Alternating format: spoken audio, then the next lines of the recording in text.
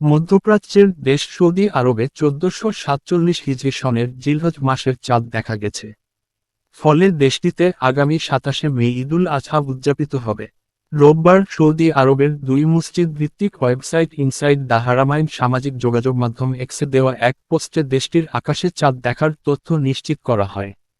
এতে বলা হয়েছে, সৌদি আরবের আকাশে আজ 1447 হিজরি সনের পবিত্র জিলহজ মাসের চাঁদ দেখা গেছে।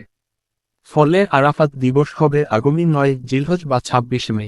এর আগে সৌদি আরব, সংযুক্ত আরব আমিরাত, ওমান সহ মধ্যপ্রাচ্য ও বিশ্বের অধিকাংশ মুসলিম দেশের রোববার সন্ধ্যায় জিলহজ মাসের চাঁদ দেখার প্রস্তুতি নেওয়া হয়। বলা হয়, রোববার চাঁদ দেখা গেলে এসব দেশেও আগামী 27 মে পবিত্র ঈদুল আজহা উদযাপিত হবে। সন্ধ্যায় চাঁদ দেখার পর দেশগুলোর কর্তৃপক্ষ আনুষ্ঠানিকভাবে ঈদের তারিখ ঘোষণা করবে বলেও জানানো হয়। এর আগে মুসলিম বিশ্বের দুই দেশ মালয়েশিয়া ও ইন্দোনেশিয়া ঈদুল আজহার তারিখ ঘোষণা করে। আগামী 27 মে, বুধবার, দেশ দুটিতে ঈদুল আজহা বা কোরবানির ঈদ উদযাপিত হবে।